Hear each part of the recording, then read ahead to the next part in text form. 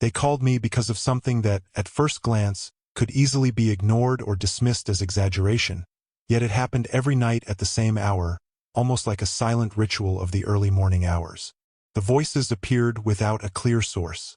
They were not distinct screams, but muffled murmurs, as if someone were speaking from behind the walls. On some nights, the sound changed and became the cry of a baby, an insistent, prolonged crying that echoed through the corridors of the house, even though there was no child living there. The family dog reacted in a way that went far beyond ordinary barking. It would position itself in front of empty corners, growl, retreat, and bark with its fur standing on end, as if something invisible were staring back at it. This repeated itself night after night, emotionally wearing everyone down. The family no longer slept properly. They lived in constant tension. Any small noise became a reason for fear, and the silence was never peaceful, always heavy with expectation. When I arrived at the house, I could see that exhaustion written on their faces. The atmosphere felt heavy, as if the air itself were denser. Even so, I did what any priest can do in situations like this. I prayed with them, led the prayer calmly, blessed each room, went through the bedrooms, the living room, and the kitchen, asking that anything that did not belong to that home would leave, that any strange presence would go away. The words came out firm, as they had in so many other houses I had visited. When I finished, the family seemed relieved. The house was silent, and the dog finally lay down. As I left, I carried with me the feeling of duty fulfilled, believing that that night would mark the end of the disturbance. According to them, during that early morning, everything truly remained silent. The next day, in the very first hours of the morning, the family appeared at the parish, visibly shaken. It was not a routine visit, nor did it carry the relief I had expected after the prayer of the previous night. The mother approached me with tired eyes and a low voice, and told me that throughout the night everything had remained quiet. No voices, no crying, no dog barking. For a moment they believed they could finally rest. But at dawn, something happened that shattered any sense of peace. While preparing lunch, they used meat that had been bought that same morning, still fresh, according to them.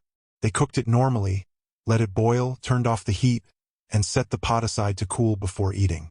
Nothing seemed out of the ordinary until they opened the pot. That was when they found the meat completely covered in worms, in an amount impossible to ignore, as if they had appeared suddenly. They tried to find rational explanations, questioning whether something could have been spoiled or improperly stored, but the fear took over when, still trying to understand, they opened the freezer and found worms there as well, spread inside, where nothing had been cooked or exposed to heat. The mother told me everything with trembling hands, repeating that it made no sense, that they had never seen anything like it. As I listened, I realized it was not just disgust or shock.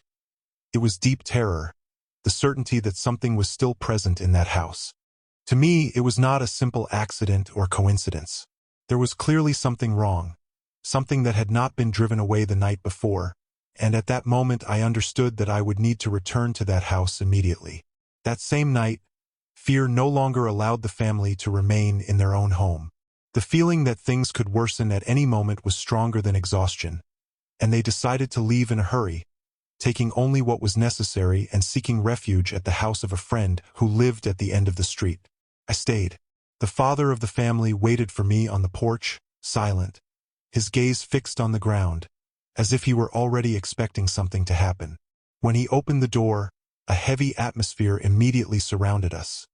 Something difficult to explain, as if the air were denser, charged. At first glance, the house seemed absolutely normal, organized, with no visible sign of anything abnormal, but the silence was excessive, almost artificial. I walked to the kitchen and began a prayer right there, asking for protection and discernment. Then I went to the living room, prayed again, observed every detail, every minimal sound, but nothing happened. No strange noises, no movement. Only that silence that seemed to be watching.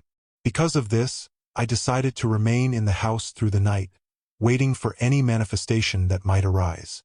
Time passed slowly, and exactly at midnight, loud knocks echoed at the front door, abrupt, urgent.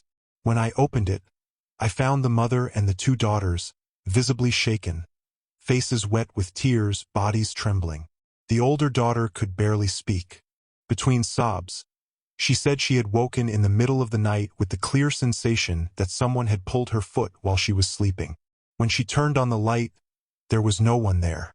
Crying, she kept repeating, almost like a delayed confession, "I shouldn't have played with it. I shouldn't have played with it." I asked calmly what exactly she was talking about, and at that moment her crying grew more intense, as if the words had been trapped for weeks. After a few seconds of silence, she confessed that days before everything began, she had borrowed a Ouija board from a friend.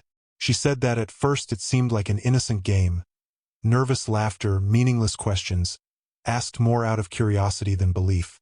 She explained that they played in her own bedroom at night, with the lights off, following instructions found on the internet, and that at a certain point the planchette began to move in a strange way, far too fast to be coincidence. Frightened, she ended the session without knowing whether she had done it correctly and stored the board under her bed, trying to forget what had happened. I immediately asked where the object was, and when I heard that it was still there, inside the house, I felt a tightening that was hard to explain. I removed the board at that moment without allowing anyone else to touch it and took it outside the residence. I prayed again with greater firmness, asking for protection and for the closure of everything that had been opened irresponsibly. The atmosphere slowly began to change.